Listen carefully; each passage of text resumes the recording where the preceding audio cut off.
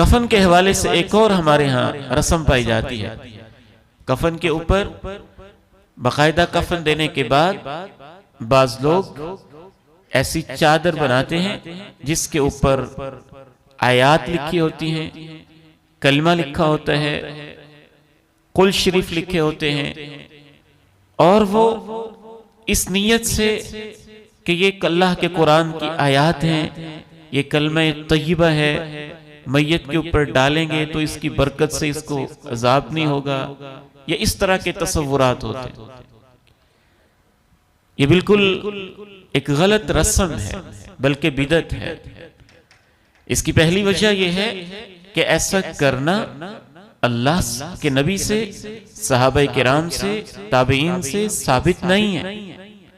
दूसरी वजह यह है कि अल्लाह के नबी अलैहिस्सलातु वस्सलाम को कफन 3 चादरों में दिया गया। उसके अंदर जब आप एक चौथी चादर डालते हैं कलमा लिख के, तो आप उसमें इजाफा कर रहे होते हैं। तीसरी इसकी वजह यह है कि अगर आप मामूली सा भी गौर करेंगे तो एक जिंदा इंसान यहां पे आपके सामने लेटा हुआ हो, तो क्या आप आखिरी चारों कुल लिख के चादर बना के उसके ऊपर डालेंगे? उसके पांव पे डालेंगे?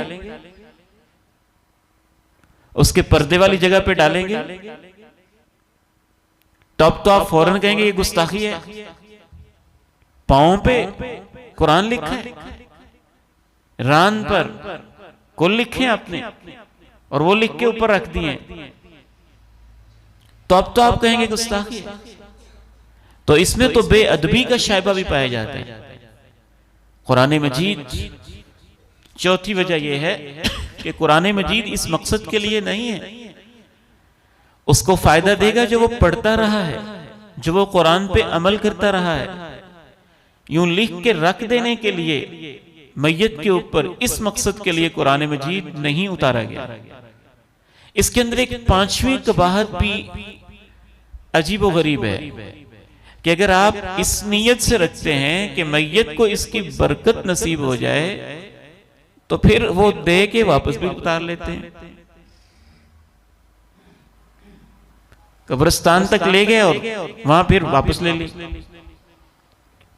ना इसकी कोई अकली तोजी बनती है, ना शरी कोई दलील बनती है, ना अल्लाह के नबी अलैहिस्सलाम और सहाबा किराम से साबित है। मुआशरे की एक रस्म है जो मुआशरे के अंदर चल रही है और इसकी हौसला शिकनी होनी चाहिए।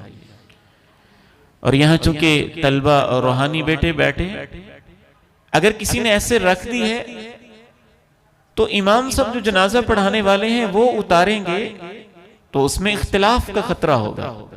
आप मसला समझा दें, अब उतारना उसकी जिम्मेदारी है जिसने पहनाई है, जिसने डाली है।